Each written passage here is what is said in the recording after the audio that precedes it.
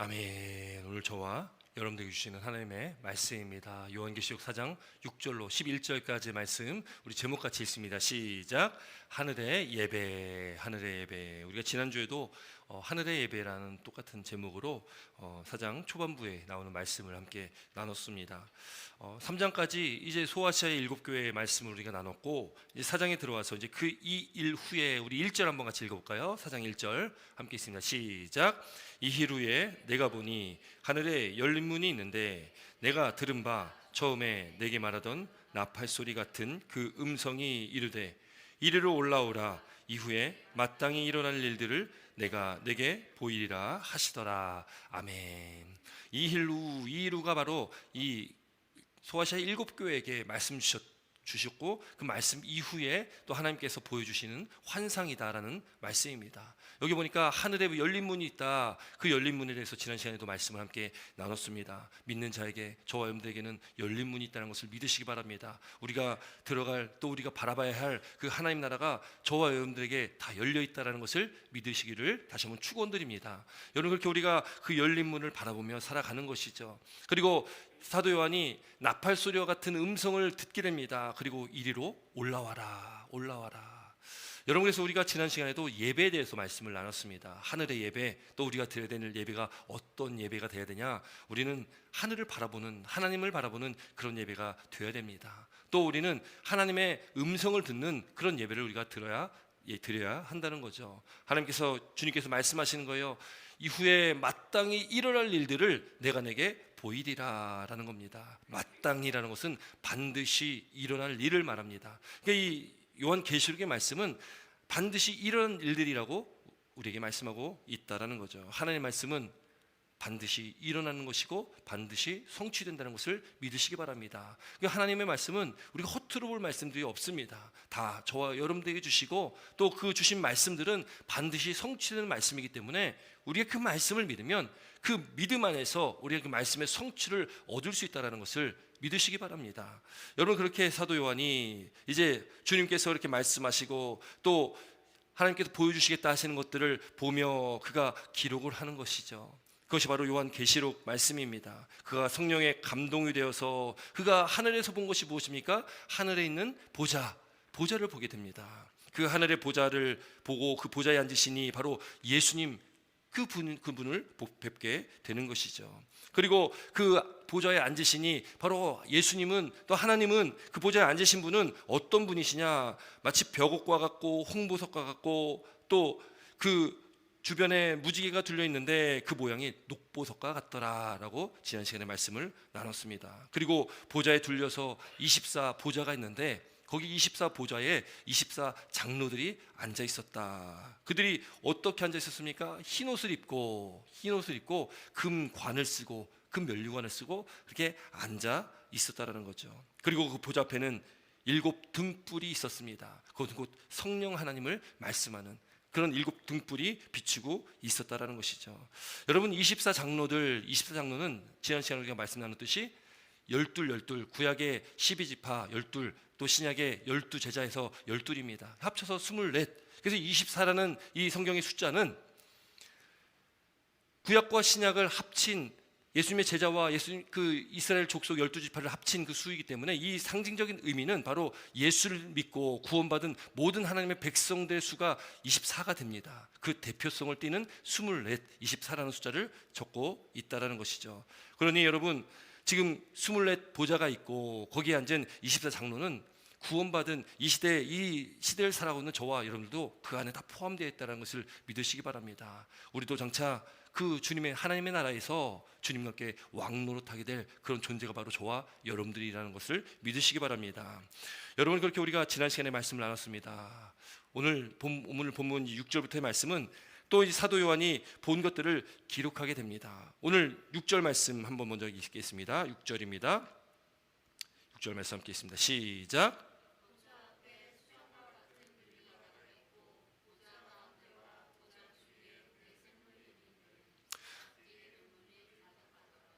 아멘.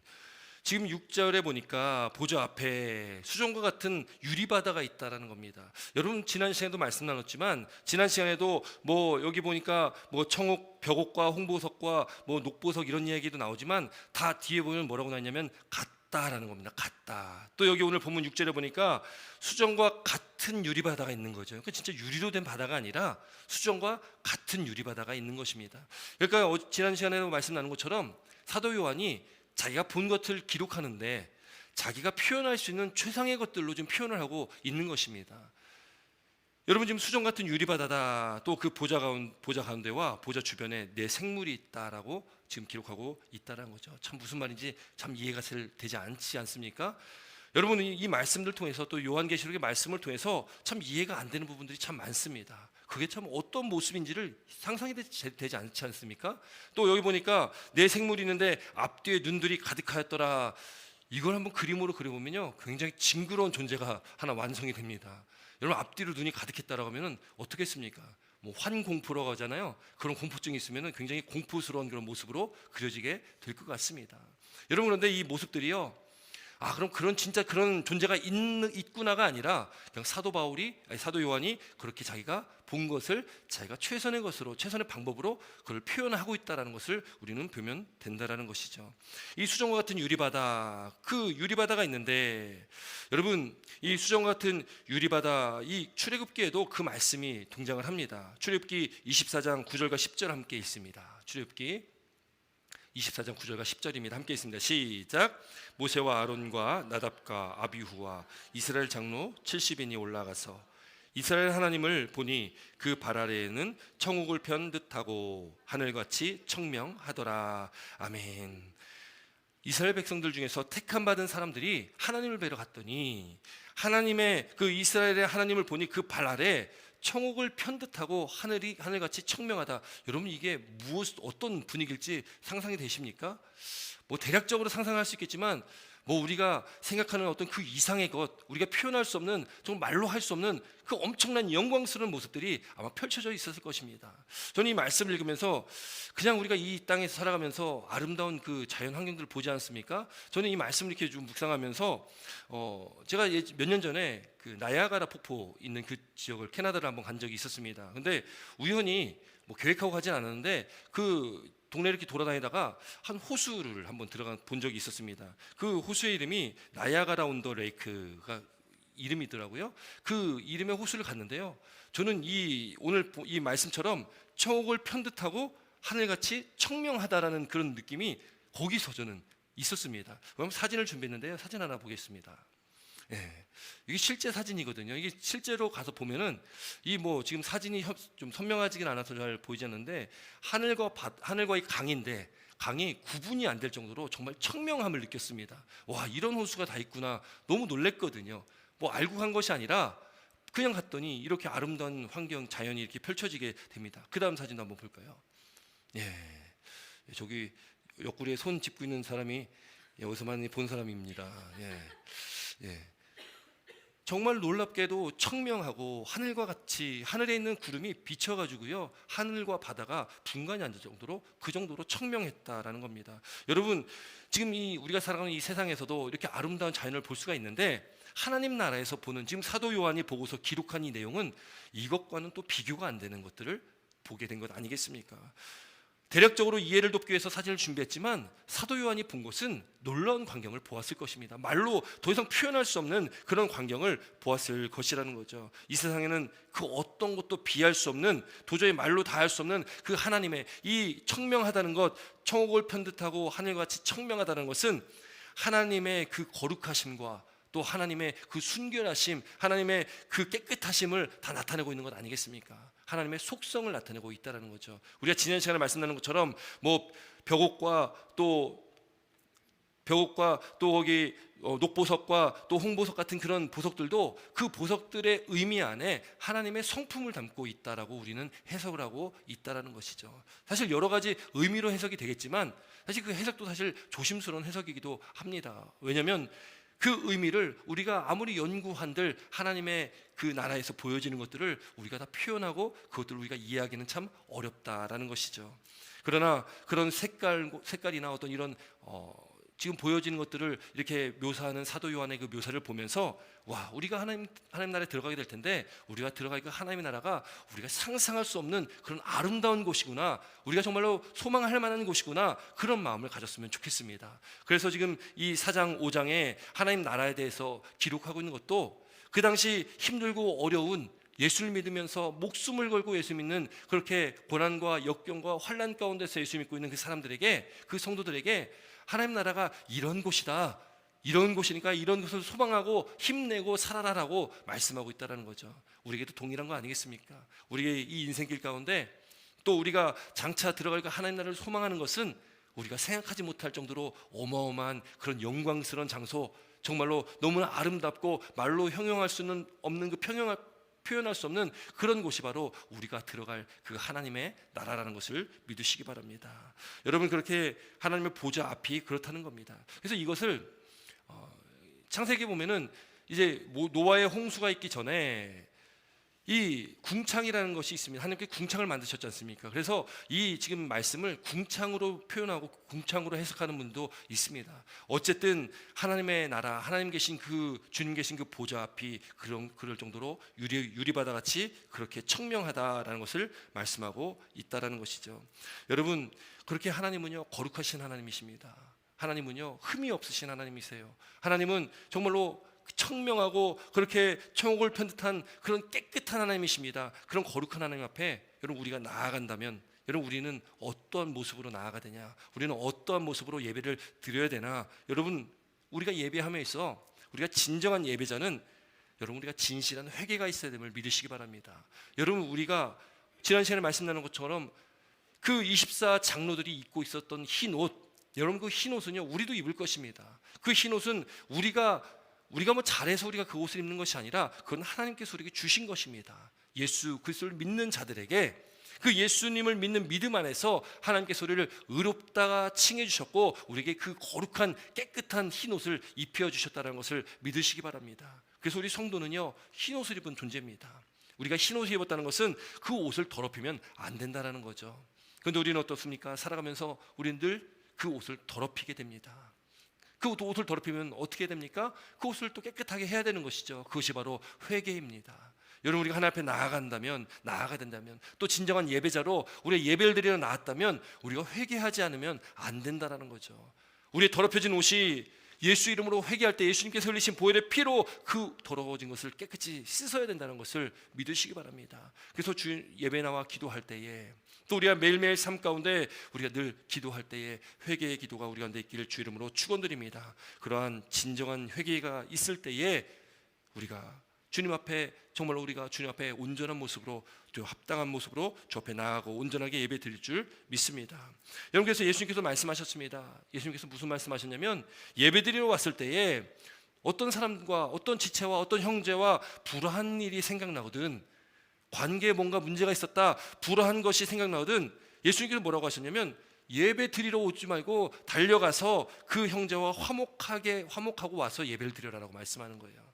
그 정도로 예수님께서 말씀하셨다는 겁니다. 우리 안에 우리가 감추고 있는, 우리가 드러내지 않고 있는 그런 죄가 있지 않습니까? 그런 죄마저도 예수님께서는 다 회개해야 된다, 다 해결해야 된다, 그렇게 말씀을 하시는 거예요. 그렇게 와서 예배를 드려야 된다라고 우리에게 말씀한다는 거죠. 그렇게 우리가 회개하는 마음으로, 그렇게 정결한 마음으로 나아가야지 우리가 그 하나님의 보좌 앞에, 그 유리바다 같은 그 하나님 앞에 우리가 설 수 있고 나아갈 수 있다는 것을 믿으시기 바랍니다. 그래서 우리 거룩한 성도들에게는 회개의 삶이 너무나 중요하다는 것을 우리가 꼭 기억해야 된다는 거죠. 회개하고 또 회개에 합당한 열매, 회개했다면 또 그 죄를 짓지 않도록 우리는 합당한 열매를 또 맺어야 됩니다. 그것이 바로 우리가 드리는 우리 삶의 예배라는 것을 믿으시기 바랍니다.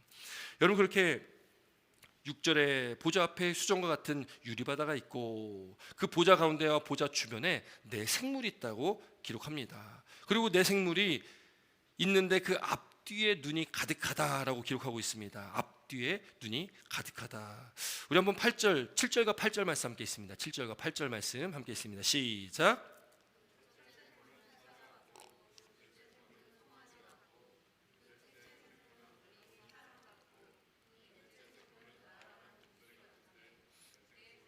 각각 6날개를 가졌고 그 안과 주위에는 눈이 늘 가득하더라.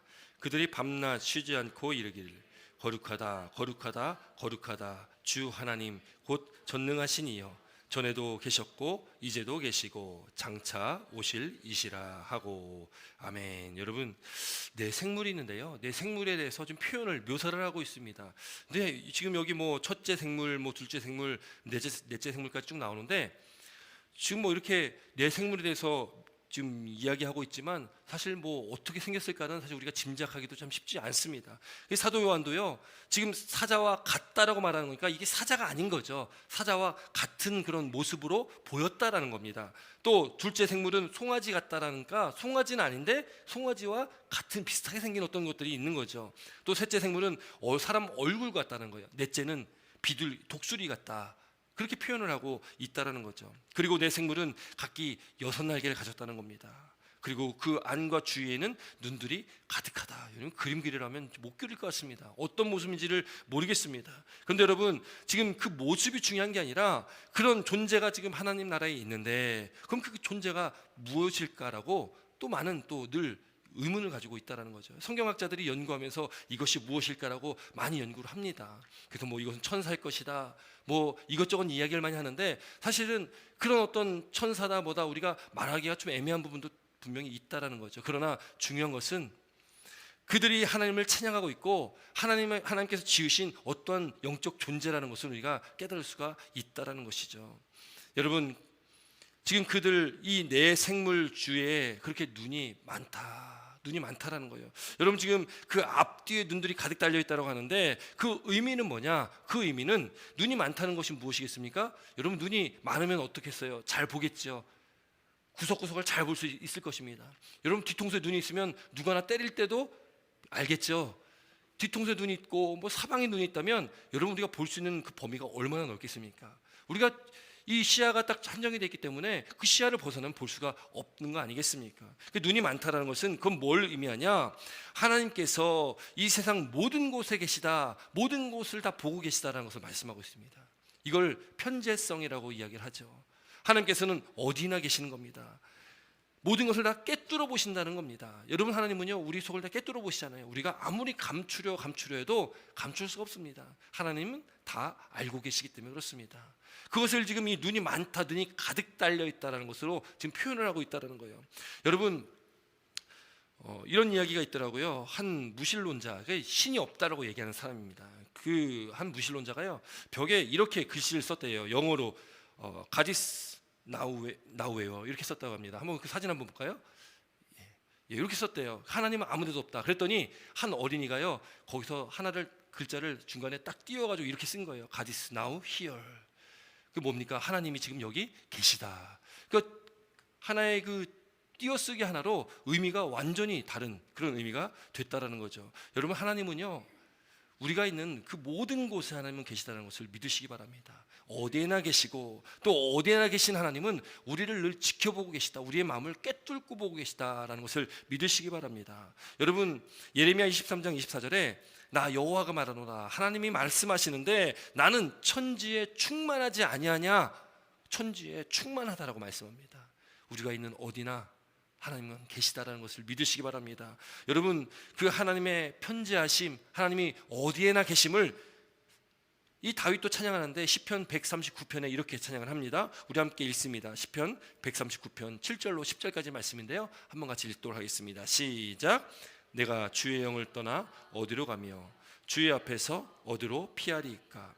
내가 하늘에 올라갈지라도 거기에 계시며 스올에 내 자리를 펼지라도 거기 계시니 내가 새벽 날개를 치며 바다 끝에 가서 거주할지라도 거기서도 주의 손이 나를 인도하시며 주의 오른손이 나를 붙드시리이다. 아멘. 여러분, 하나님은요 우리가 어디에 있든지 간에 우리가 무엇을 하든지 간에 늘 하나님은 우리와 함께 계심을 믿으시기 바랍니다. 내가 새벽 날개 치며 바다 끝에 가도, 여러분, 바다 끝이라는 표현은요 그 당시에는 바다 끝은 갈 수가 없는 곳으로 생각했던, 그런 가기가 어려운 곳이라고 생각했거든요. 그 바다 끝에 거주할지라도, 갈 수 없는 곳에 가 있을지라도 거기서도 주의 손이 나를 인도하신다라는 겁니다. 주님은 우리가 있는 어느 곳이나 주님께서 나와 함께 하시고, 또 그 주님은 주의 그 오른손으로 우리를 붙들어 주신다. 그 오른손이라는 표현은요, 권능입니다. 힘을 말하거든요. 그 주님께서 주님의 그 권능으로 우리를 붙잡아 주신다는 거예요. 어디에 있으나. 여러분 얼마나 힘이 됩니까? 여러분 우리가 그 주님을 바라보며 의지하며 믿고 나아가시는 저와 여러분 되실 주의 이름으로 축원드립니다. 늘 우리와 함께 하시는 그 임마누엘 되신 하나님, 그 하나님이 우리와 함께 하시기에 여러분 우리가 얼마나 큰 위로를 받습니까? 얼마나 큰 힘이 되겠습니까?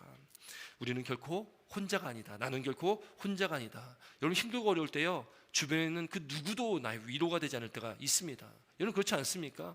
남편이라 할지라도 아내라 할지라도 그 누구도 위로가 안 될 때가 있을 수도 있다는 거죠. 근데 그때에 하나님께서는 우리의 위로자가 될 수 있다는 것을 믿으시기 바랍니다. 하나님께서 우리 힘이 될 수 있다는 것을 믿으시기 바랍니다. 그래서 그 하나님을 우리는 의지하며 살아가는 것이죠. 하나님만을 붙들며 우리는 살아가야 됩니다.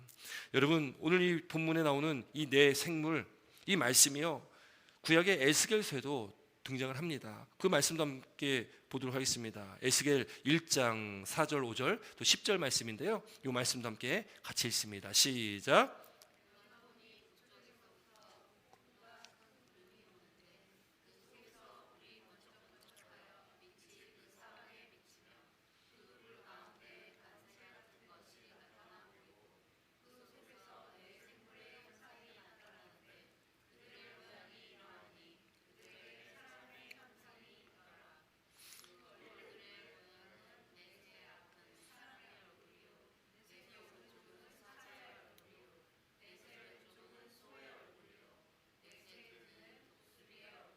아멘. 여러분 지금 에스겔과 지금 사도 요한은 뭐 엄청나게 많은 시간의 간격을 두고 있었던 사람인데 지금 똑같은 이야기, 그 말씀을 지금 하고 있지 않습니까? 여기도 지금 내 얼굴을 가진 그런 존재를 지금 그 한 내 생물을 지금 그 형상을 묘사를 하고 있다는 거죠. 하나님께서 이런 환상을 에스겔에도 보여주셨고 사도 요한에게도 보여주셨다는 거예요.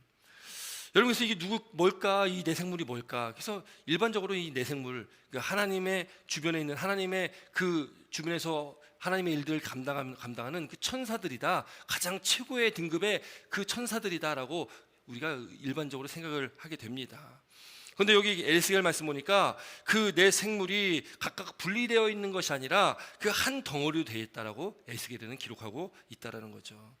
여러분 이렇게 한 덩어리에 내 생물의 성격을 가지고 있는 것, 여러분 지금 여기 보니까 동물이 네 가지가 나오죠. 사자가 나오고 또 소가 나오고 또 사람도 나오고요, 또 독수리도 나옵니다. 각자 또 거기에 주신 또 의미가 있다라는 거죠. 여러분 사자는 동물의 왕이잖아요. 그래서 사자가 의미하는 것은 하나님의 전능하신 힘을 말씀하고 있다는 거예요. 여러분 소는 어떤 존재입니까? 여러분 소는요, 인간을 섬겨주는 존재잖아요. 희생하는 존재잖아요. 그래서 이 소는 우리를 위해서 이 땅에 오신 그 주님을 또 말씀하기도 한다라는 거죠. 우리를 위해 이 땅에 오셔서 희생제물을 내신 예수님, 그 주님, 그 하나님의 성품을 또 말씀하고 있다는 겁니다. 또 만물의 영장이 우리 사람은 어떻습니까? 여러분 사람은요, 천하를 만물을 다스리도록 하나님께서 우리를 지으셨다라는 겁니다. 모든 걸 다스리고 정복하는 그 사명을 우리 사람에게 주셨다라는 거죠. 여러분 독수리는 이 하늘을 하늘로 날아다니는 그 초월적인 어떤 그런 힘의 존재를 나타내고 있다라는 겁니다.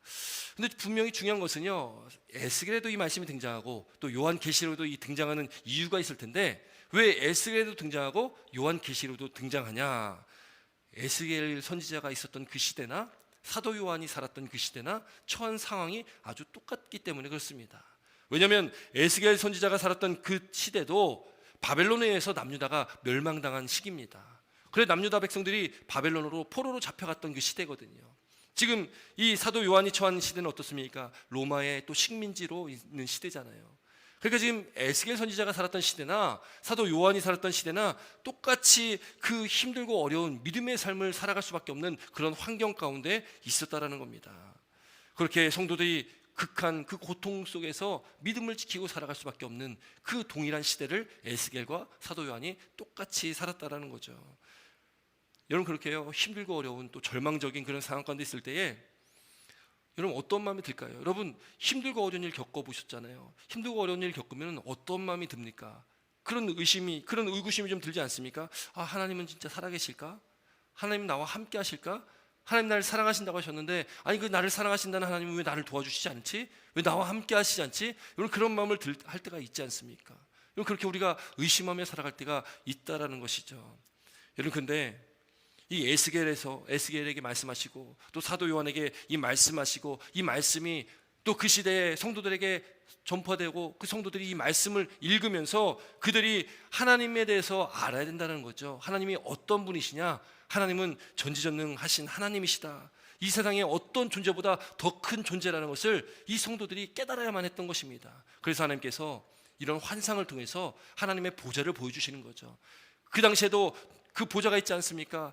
사도 요한의 시대는 그 로마의 황제가 그 보좌에 앉아 있지 않습니까? 그런 인간의 보좌가 아니라 하나님의 보좌는 그 천상에 하늘에 있는 가장 높은 보좌이고, 그 왕이 아무리 힘이 있을지라도 왕은 유한한 존재고 오직 영원한 존재는 오직 하나님이시다. 그 하나님을 바라봐라. 그렇게 힘을 주시면서 에스겔 때도 또 사도 요한 때도 이 말씀을 동일하게 주신다라는 겁니다. 하나님이 어떤 존재냐? 여러분, 우리가 예배함에 있어서요, 가장 중요한 것은 뭐냐면 우리가 예배드릴 때에 하나님이 누군지를 알아야 되는 것이고, 하나님이 나에게 어떤 존재인지를 깨달아야지만이 우리가 온전한 예배를 드릴 수 있다는 것을 믿으시기 바랍니다. 왜? 예배는 누구에게 드리는 겁니까? 하나님께 드리는 것이기 때문에 그렇습니다. 이 예배는요, 오직 받으실 분은 하나님밖에 없습니다. 하나님께 드리는 예배가 진정한 예배가 된다는 것이죠. 그런데 오늘날에 우리가 예배 드릴 때요, 예배를 너무 우리가 너무 이렇게 골라서 예배를 드리는 경우가 참 많습니다. 또 오늘날에 이렇게 인터넷이 발달되니까 또 듣고 싶은 어떤 설교들을 골라서 듣게 되어지고, 또 내 교회가 아니더라도 다른 교회의 온라인 예배를 참여해서 드리는 경우도 참 많은 그런 시대가 됐다라는 거죠. 여러분, 예배는 내가 내 편리를 위해서 내가 선택해서 내가 드리는 그 예배가 온전한 예배가 아니라, 오직 우리는 하나님께 우리의 모든 것을 드리고 우리가 오직 하나님께, 하나님의 영광을 위해서 그 주님께만 예배하는 예배가 되어야 된다는 거죠. 여러분, 오늘 이 말씀 가운데 우리에게 주시는 이 말씀을 기억하시기 바랍니다. 하나님이 어떤 분이신지를 우리가 깨닫고 예배에 임하고 그 온전한 예배를 주 앞에 드리시기를 주의 이름으로 다시 한번 축원드립니다. 여러분, 오늘 이 8절부터 11절까지 또 이 네 생물과 24장로들이 하나님을 찬양합니다.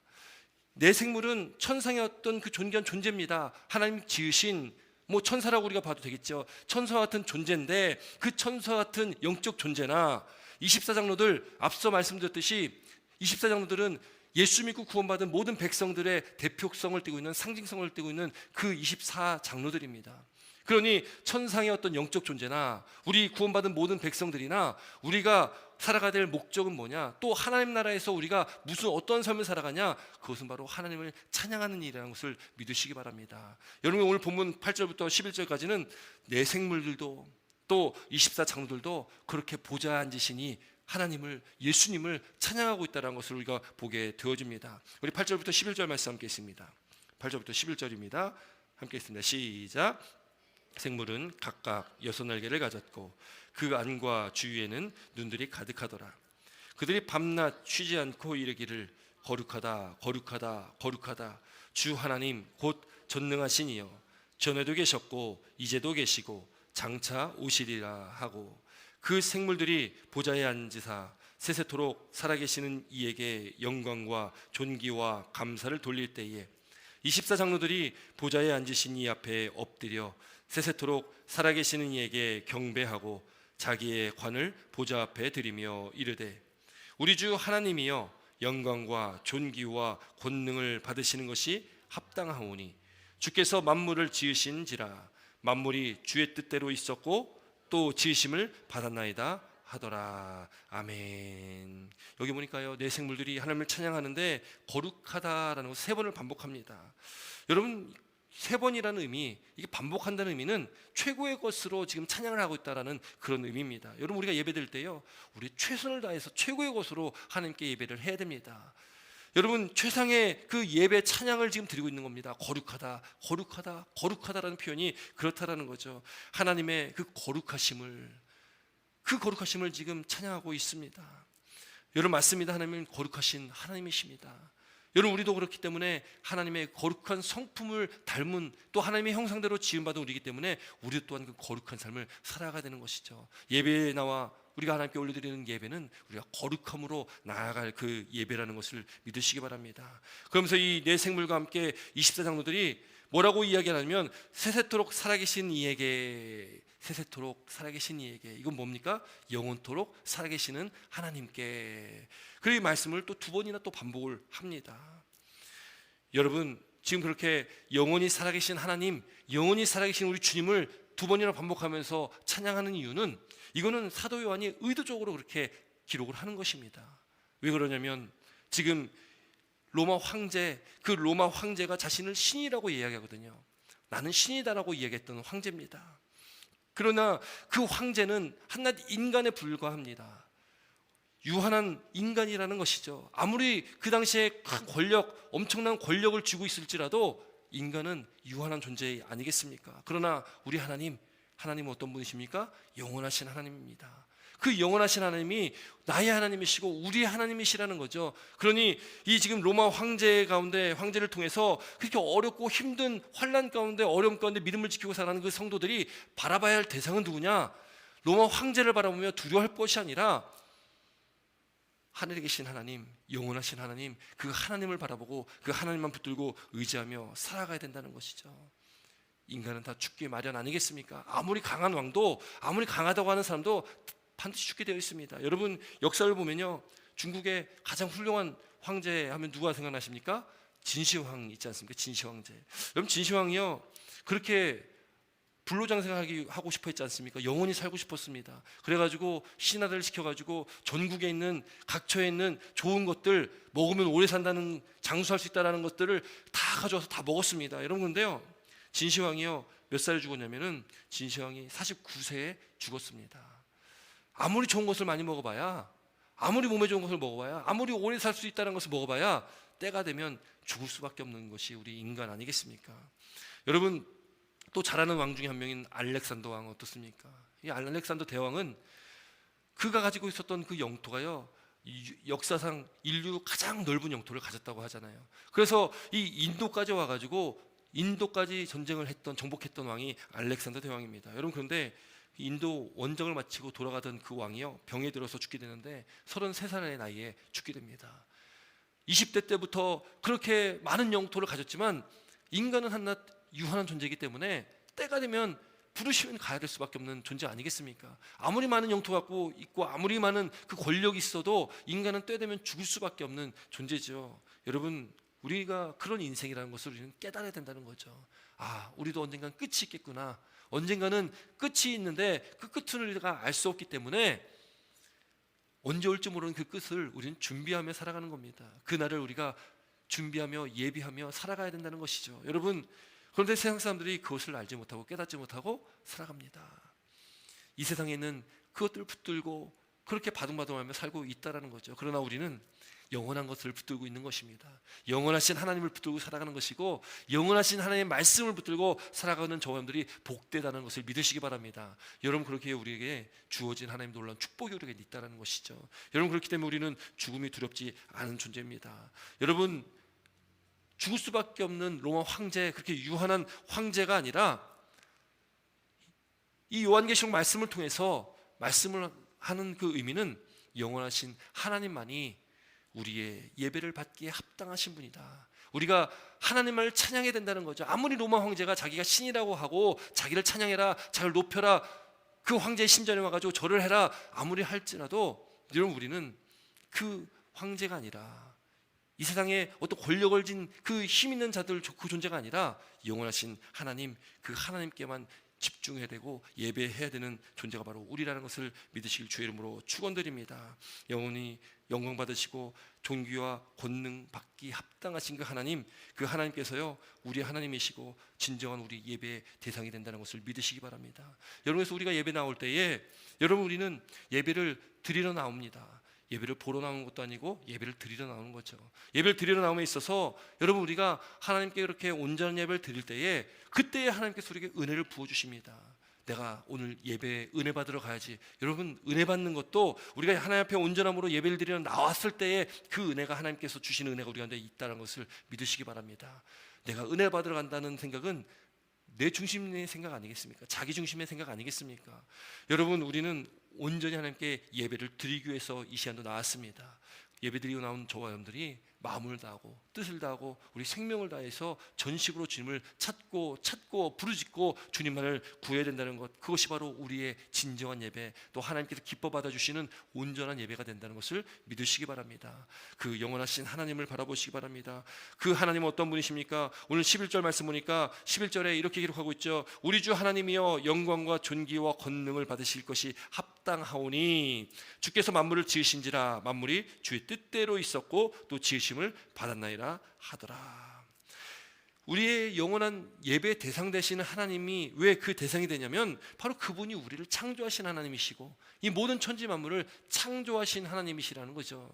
여러분, 우리가 그 하나님만을 높여야 됨을 믿으시기 바랍니다. 그 하나님의 그 사랑과 은혜를 입고 살아가는 우리가 그 하나님의 은혜와 사랑 가운데 우리의 마땅한 우리 삶의 예배를 날마다 드리시길 주의 이름으로 축원드립니다. 그것이 바로 우리가 살아가야 될 믿음의 삶입니다. 우리가 살아가야 될 예배의 삶이라는 것이죠. 그 삶을 살으라고 그 하늘의 그 왕좌, 그 주님 계신 하나님 계신 보좌를 지금 이 사도 요한에게 보여주신 것이고, 또 이 글을 읽는, 이 편지를 읽는 많은 대상들이, 많은 성도들이 그 하나님 나라를 소망하고 하나님만을 바라보라고 우리에게 이 말씀을 주셨다라는 것입니다. 예배드릴 때 어떻게 예배드립니까? 오늘 본문에 이 24 장로들이 어떻게 예배드렸냐면 보좌에 앉으신 이 앞에 엎드려 예배드렸다는 거예요. 엎드려 예배드렸다. 여러분, 이 엎드리다는 것은 복종의 의미가 있습니다. 오늘날에는 너무나 좋은 환경에 우리가 예배드립니다. 그 의자에 앉아서 우리가 예배드리다 보니까 여러분, 의자에 앉아가지고요 뻣뻣하게 우리가 예배드릴 때 참 많지 않습니까? 때로는 다리도 꼽기도 하고 또 등에 기대고서 이렇게 편하게 앉아서 예배드릴 때 참 많지 않습니까? 여러분, 그런데 우리가 예배드릴 때에 엎드림이 얼마나 중요한지 모르겠습니다. 여러분, 기도도요 의자에 앉아서 기도하는 것과 바닥에 무릎 꿇고 엎드려 기도하는 것과는 너무나 차원이 다릅니다. 엎드려 기도할 때에 더 깊은 기도로 나아갈 수도 있고요, 엎드려 기도할 때에 그 엎드린다는 것 자체가, 또 손을 든다는 것 자체가 내가 주 앞에 복종합니다, 항복합니다, 나 자신을 포기합니다라는 그런 의미가 있기 때문에 더 큰 은혜가 있을 수 있다는 거죠. 그런데 오늘날 참 안타까운 것이 엎드려 기도하는 모습들이 많이 사라지고 있다는 것이죠. 지금 24 장로들이요 보좌에 앉으신 에게 엎드려서 세세토록 살아계신 이에게 경배하였다는 거예요. 또 하나, 자기의 관을 보좌 앞에 드렸다라고 10절에 말씀하고 있습니다. 여러분, 이 관은 금면류관입니다. 이 땅에서 믿음으로 승리한 그 하나님의 백성들에게 주셨던 그 금면류관인데 얼마나 영광스러운 겁니까? 얼마나 영광스러운 상급입니까? 그런데 그마저도 나의 영광스러운 것이지만, 나의 것이지만 그마저도 모든 것을 다 하나님께 드린다라는 것이죠. 여러분, 우리 예배는요 엎드리는 예배가 되어야 되는 것이고, 그렇게 하나님께 복종하는 예배가 되어야 되는 것이고, 또 우리의 가장 소중한 것, 가장 명예스러운 것, 그런 것들을 다 하나님께 올려드려야 되는, 주 앞에 드려야 되는 것이 바로 예배라는 것을 믿으시기 바랍니다. 여러분, 예배는 그냥 그저 그렇게 그냥 우리가 그냥 왔다 가는 그런 단순한 예배, 여러분 그 예배는 하나님께 기뻐 받아주시지 않는다는 거죠. 정말로 우리가 온 마음과 정성을 다해서 예배 드리셔야 됩니다. 2023년도 우리 예배가 이렇게 회복됐으면 좋겠습니다. 피곤할지라도, 또 마음에 근심과 걱정과 염려가 있을지라도 우리가 오직 주님만을 바라보시고 주님께 전심으로 예배하는 2023년도가 됐으면 좋겠습니다. 그래서 우리 교회 예배도 회복되었으면 좋겠습니다. 정말 생명력 있는 예배로 정말로 우리가 온전히 주 앞에 기쁨이 되어질 수 있도록 그렇게 우리가 예배 드렸으면 좋겠습니다. 여러분, 그런 예배로 우리가 결단하시고, 또 그렇게 우리가 예배에 더 집중하시고 하나님만을 바라보시기 바랍니다. 또 우리가 바라봐야 될 대상은 오직 하나님이십니다. 오직 하나님의 나라를 소망하시면서 또 살아가시길 주의 이름으로 축원드립니다. 여러분, 이렇게 우리가 복된 예배, 우리가 온전한 예배를 드릴 때에 하나님께서 우리 예배 기뻐 받아주시고, 또 우리를 통해서 하나님께서 하는 계획하신 일들 가운데 저와 여러분의 모든 삶을 책임지시고, 그 영원하신 하나님이 우리 하나님 되셔서 오른손으로 우리를 붙잡아 주시는, 우리가 어디 있든지 간에 무엇을 하든지 간에 하나님께서 우리를 책임져 주신다는 것을 믿으시고 그 주님과 함께 동행하시며 그렇게 예배하시는 저와 우리 사랑하는 성도님 되시기를 주의 이름으로 다시 한번 축원드립니다. 기도드리겠습니다.